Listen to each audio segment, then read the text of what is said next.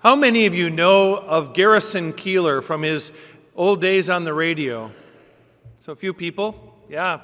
He's a funny guy and a very good storyteller. Well, one day he had to go to a funeral of one of his dearest friends who was named Joe. Joe was a wonderful man, humble, creative, adventurous, so caring of his family. Joe supported his family by carving wooden religious statues for the churches around his hometown of St. Joseph, Minnesota. Garrison Keillor couldn't say enough good things about Joe. Listen to this story that he told.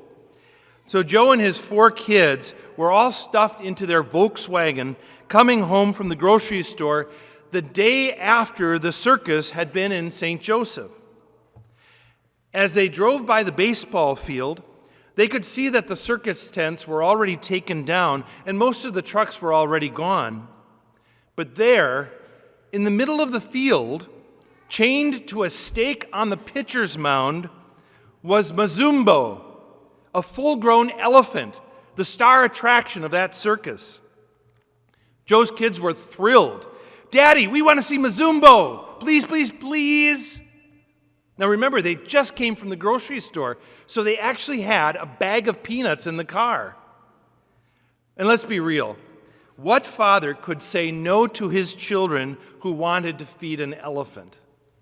So Joe drove right across the baseball diamond, right up to Mazumbo. Evidently, the giant pachyderm was hungry because when Mazumbo smelled food, he tilted his head down and stuck his large trunk into the open window of the car. Joe's son started feeding him peanuts, and then his daughter did too. The kids were laughing and squealing with delight as the elephant's trunk started to probe and prod and hunt for more food in the car. And when the peanuts were all gone, Mazumbo demanded more. So they fed him a package of Oreos and then a bag of chips. With each snack, more of Mazumbo's head pressed into the open window of the car. Now, I can't remember what exactly happened next in the story, but I know it went something like this. Mazumbo's head got so far into the car, it kind of stuck. And when they ran out of food, the elephant lifted up his head with the car still on it.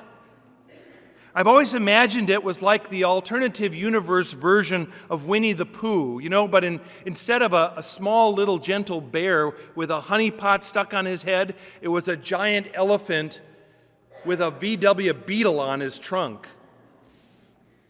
I guess Mazumbo shook his head, the car crashed to the ground and bounced in the dust. And what did Joe do? He calmly started his car and drove away like nothing ever happened.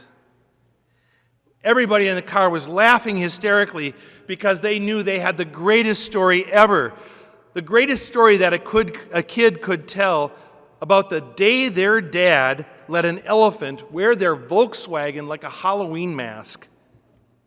Every day with Joe was exciting and fun, just like that. But now he's gone. Death took him from his kids. Took him away from his wife, away from his friends. Garrison Keillor said, "That's the way it is when you love someone. They go and die on you, and there's no replacing them." If there's one thing that we all share, it is the fact that we suffer losses. It is our common denominator. You lose a friend to cancer, like Joe. Your oldest child goes away to college. You pile up win after win all football season only to lose the championship game. The company calls it downsizing, but all it means is that you lost your job. And the day the divorce becomes final, you feel like you've lost everything. Perhaps you haven't gone through any of these losses yourself. Maybe they're stories that belong more to radio shows and church homilies, and they're not part of your life. But the truth is that nobody escapes the painful losses that are part of everyday living.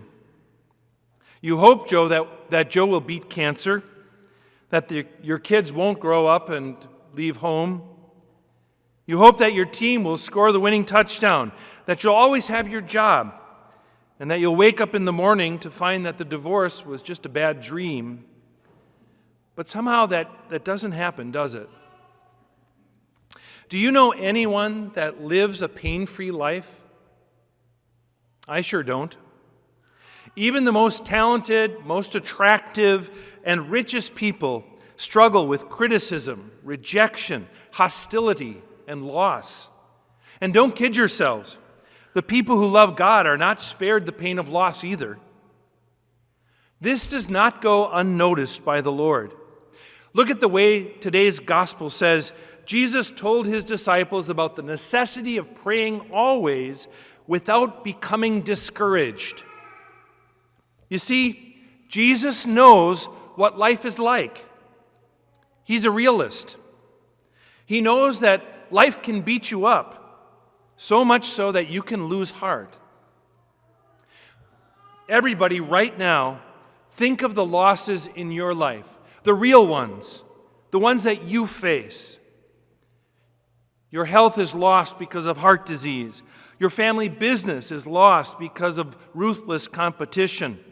A friendship lost to petty jealousy. A son lost to mental illness. A granddaughter lost to addiction.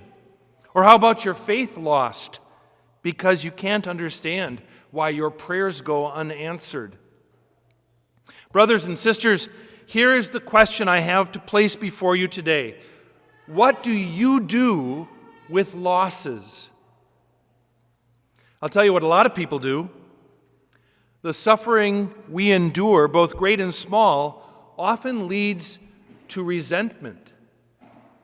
Resentment, anger, hatefulness, bitterness, call it what you will. It is the very common path that so many people choose. I used to watch TV while I was eating dinner, and once in a while, as I was waiting for the early news to come on, I'd watch the last few minutes of the Oprah show that was on back then. Now, I didn't often agree with what I heard on Oprah, but one day there was a guy on the show who was an expert in loss. He had written a book about it, and he told Oprah, "The older you are, the more you are justified in being bitter." Think about that statement. Oprah looked like she wanted to argue with him, but she didn't, because she realized he was right. The longer you live, he said, the more you pile up disappointments, rejections, failures, and hurts. Once you go through enough, you earn the right to be resentful. But then he looked right into the camera and he said, "But please, don't be that person." Resentfulness is one of the most destructive forces in life. One spiritual writer described it as a cold anger that settles into the center of your being and hardens your heart. Think of the person who's always complaining, compulsively focused on the negative, the person that seems to drain every room of its energy and joy. That is the shape a life can take when it is formed by resentfulness. One woman who was so filled with rage and resentment said to me, "I'm so used to choking on my bitterness that I don't know what my life would be like if I had nothing to complain about." As the guy on Oprah said, please don't be that person. Don't allow your life to be dampened by loss. Don't settle for drowning in bitterness. If we want to live at our best, we must learn how to break free of resentment. Let me give you a quick preview. In just a few minutes, I'm going to tell you how the Eucharist helps us do just that. So just hold on. Resentment is one path, but it's not the only path. There is a better choice. Jesus tells us that prayer is the key. He said, "Pray always so you don't lose heart." Persistent prayer can change any attitude from unloving to caring, from negative to constructive. Prayer can change any hostile force in your life to a positive one. Praying always, as Jesus suggests, opens up a channel to God's power and grace, which energizes, strengthens, and transforms us. I'd like to take it a step further, because there is a kind of prayer which stands above the rest in its combating of resentment. One prayer that is most potent in healing bitterness. It is the prayer of gratitude. You ask any counselor, what is a primary secular treatment for someone who gets caught in that loop of resentment? And they will tell you to counteract negativity, you do it by doing the opposite. Rather than obsess over hurts and rejections, they say, focus on the things for which you are grateful. Yes, being thankful appears to be the proven antidote to resentment. Brothers and sisters, this is where we are doubly blessed in the Catholic Church, because our way of worshiping is at its very heart one of gratitude. Here's my main point today. Folks, every week we're invited to spend an hour around this altar positioning ourselves to be thankful, forming us to be grateful the rest of the week. Participating in the Mass can shake us out of our resentment, like an elephant shaking off a Volkswagen, allowing our Mass to form us to be grateful, to a grateful way of living, to a Eucharistic way of living. This is how it happens. People often come to church with broken hearts. Like everyone else, people of faith are not immune to seeing the world through the lens of bitterness. But once we're here, we hear stories of others who have seen life differently. Stories of divine love, of generosity, of forgiveness. Stories of beauty and goodness. Stories of sacrifice, healing, and new life. Once these truths begin to soften our cynical hearts, it opens us to receiving God's transforming grace, a grace most profoundly shared in Holy Communion. To celebrate the Eucharist and to live Eucharistically has everything to do with being thankful. Think of coming to Mass like getting up in the morning, walking into your kitchen, and finding a big box of chocolates on the kitchen table. Someone bought it for you, and you don't know who did it. Wouldn't you immediately start wondering who gave you this gift? And then, wouldn't you want to call that person and say thanks? This is us when we come to church. The Scriptures, our prayers, our rituals, our communion with other believers and with Christ Himself, it all helps us recognize the great gift of life and faith that we've been given, despite the losses we endure. Once aware of the many precious gifts we've received, we naturally feel compelled to thank the one who gave them to us. You see, the Mass sets us up for grateful living.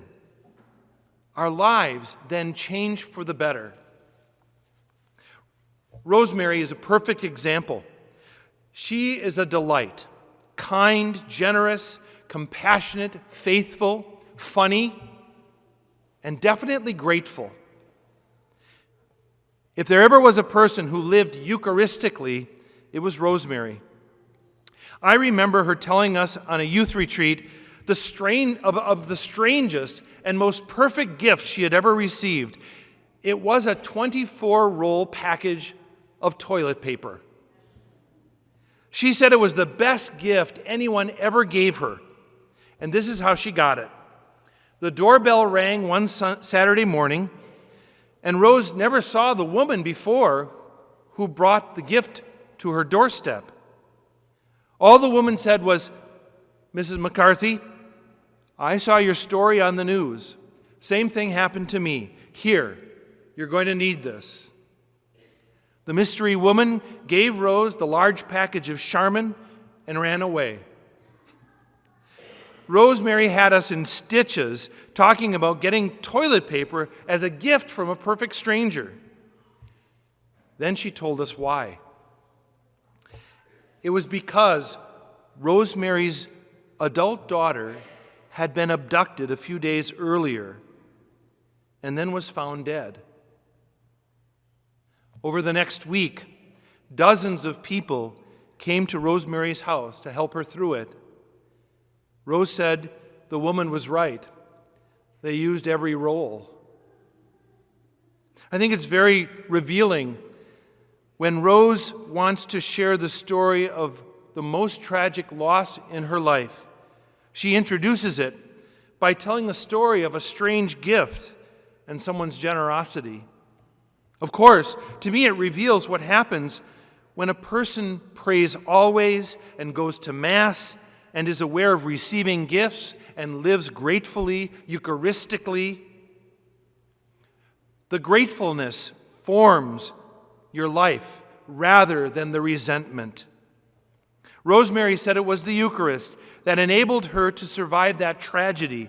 And now, when she looks back on it, she's sad for sure, but mostly grateful for the many gifts she received during those dark days, toilet paper included. And please don't misunderstand me. By saying all this about being thankful, I don't dismiss the pain of loss or suggest we should be cavalier about tragedy. Absolutely not. We must respect and reverence it. But I do know that for us to live a good life, we must learn the lesson of gratefulness. And for Catholics, our classroom to learn that lesson is here at Mass. Friends, we are so blessed to live in a time when our church encourages frequent communion. Very little stands in the way of us receiving Jesus every week, even every day. Just think of the blessing. Every time we are here, we are formed in gratefulness. Remember the meaning of the word Eucharist. It means, I give thanks. So as we celebrate this Mass today, let us remember what St. Augustine once said. He said, here at the Eucharist, we become what we eat.